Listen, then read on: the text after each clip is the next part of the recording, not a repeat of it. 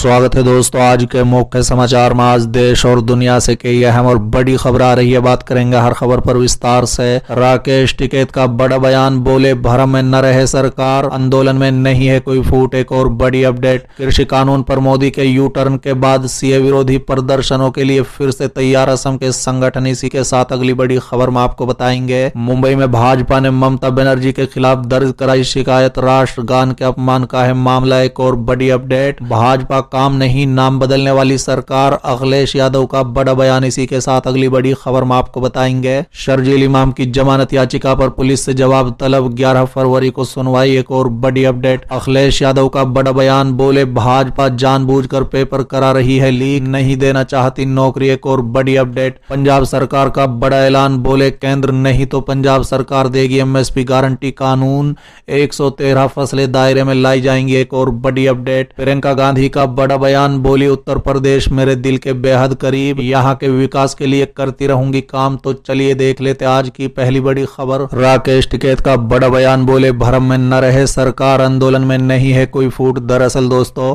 जब से मोदी सरकार ने कृषि कानून वापस लिए हैं तब से ये कहा जा रहा है कि किसान आंदोलन खत्म हो सकता है, लेकिन आपको बता दें कि किसानों ने अपनी 6 और मांगों को सामने रखा है और हुकार भरी है कि इनके पूरे हुए बिना वो आंदोलन खत्म नहीं करेंगे। इसी बीच केंद्र सरकार ने पंजाब के कुछ किसान नेताओं से एमएसपी के लिए कमेटी बनाने के लिए 5 सदस्यों का नाम मांगा है। बता दें कि इसके बाद पंजाब के किसान नेता सतनाम सिंह अजनाला ने कहा है कि सरकार ने बाकी मांगे भी मान ली है और 4 दिसंबर को होने वाली संयुक्त किसान मोर्चा की बैठक में आंदोलन को खत्म करने को लेकर कोई फैसला हो सकता है। इसी बीच कुछ इस तरह की खबरें भी सामने आ रही है कि किसान आंदोलन को लेकर कुछ किसान नेताओं की सरकार से पीठ पीछे बातचीत चल रही है और कुछ किसान नेता घर जाना चाहते हैं, लेकिन पश्चिम उत्तर प्रदेश से आने वाले धाकड़ किसान नेता राकेश टिकैत की राय इससे पूरी तरह जुदा है। बता दें कि टिकैत का कहना है कि एमएसपी पर गारंटी कानून और किसानों पर दर्ज मुकदमे वापस लिए बिना आंदोलन खत्म नहीं होगा। साथ ही उन्होंने कहा है कि बाकी मांगों पर भी सहमति बननी जरूरी है। उन्होंने कहा है कि आंदोलन के आगे की रूपरेखा 4 दिसंबर को तय होगी।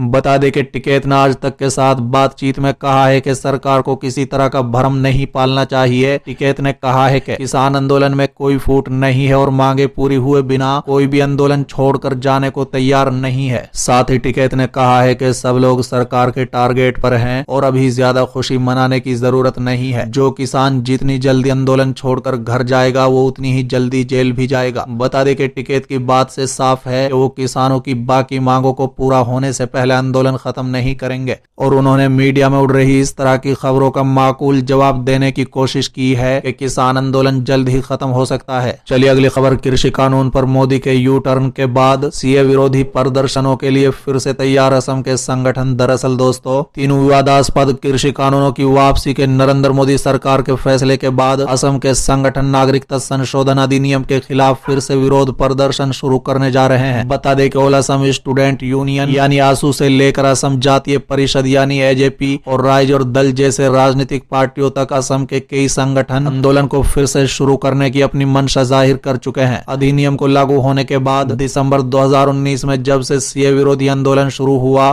तब से ये संगठन सबसे आगे बने हुए थे। चलिए अगली खबर, मुंबई में भाजपा ने ममता बनर्जी के खिलाफ दर्ज कराई शिकायत, राष्ट्रगान के अपमान का है मामला। दरअसल दोस्तों, केंद्र सरकार को घेरने के लिए बंगाल की मुख्यमंत्री ममता बनर्जी खूब दौरे कर रही हैं। बता दें कि देश की मुख्य पार्टी के वरिष्ठ नेताओं से भी मिल रही हैं। इसी बीच मुंबई में एक भाजपा नेता ने उनके खिलाफ पुलिस में शिकायत दर्ज कराई है। शिकायत में लिखा है कि बुधवार को पश्चिम बंगाल की सीएम ममता बनर्जी ने कथित तौर पर बैठने की स्थिति में राष्ट्रगान गाया।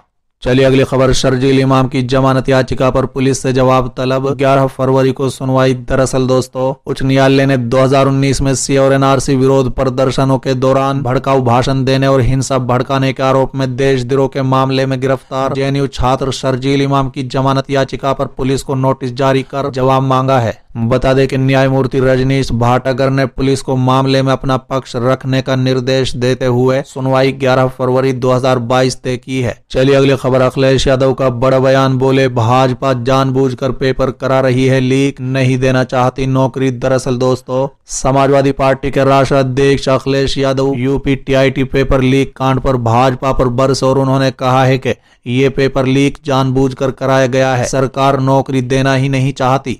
अखिलेश यादव ने आज फिर एक बार बता दें कि जनसभा को संबोधित करते हुए सपा अध्यक्ष ने यूपी सरकार पर जमकर हमला बोला। अखिलेश ने कहा है कि ये सरकार जानबूझकर पेपर लीक करती है, इसीलिए लीक कराती है क्योंकि नौकरी नहीं देना चाहती है, इसलिए समाजवादी की सरकार लाइए, नौकरी पाइए।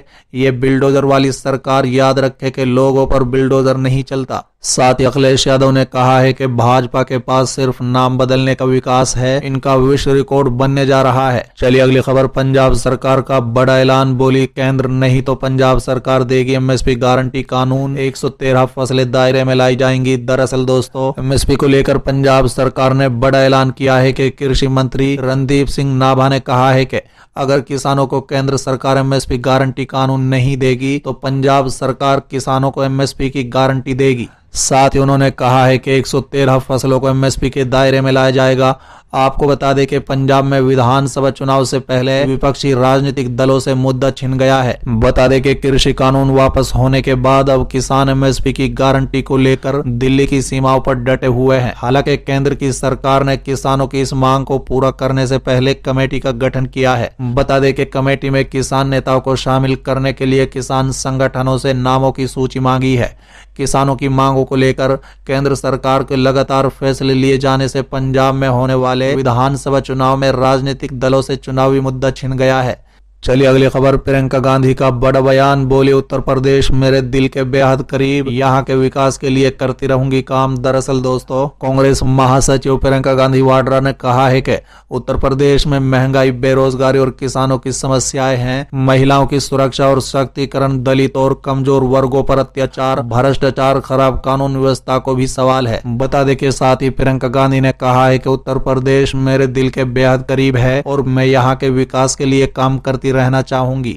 साथ ही प्रियंका गांधी ने कहा है कि कांग्रेस के लिए विकास ही मुख्य मुद्दा है, इसलिए पार्टी ने अपने अभियान की शुरुआत उत्तर प्रदेश के प्रगति की प्रतिगांव से की है। हम किसानों का कर्ज माफ करेंगे, बिजली बिल हाफ करेंगे और कोरोना काल का बिल माफ करेंगे। महिलाओं को 40% टिकट, लड़कियों को स्मार्टफोन और स्कूटी देने की बात भी कही है। महिलाओं के लिए एक अलग घोषणा पत्र तैयार कर रहे हैं। ये सब वो बातें हैं जिनसे उत्तर प्रदेश में एक सकारात्मक राजनीति का रास्ता तैयार होगा। चलिए अगली खबर, कांग्रेस नेता केसी वेणुगोपाल का बड़ा बयान, बोले कांग्रेस के बगैर भाजपा को हराना सिर्फ एक सपना, बीजेपी की तरह कर रही है टीएमसी काम। दरअसल दोस्तों, पश्चिम बंगाल की मुख्यमंत्री ममता बनर्जी और कांग्रेस की दूरियां बढ़ती जा रही है।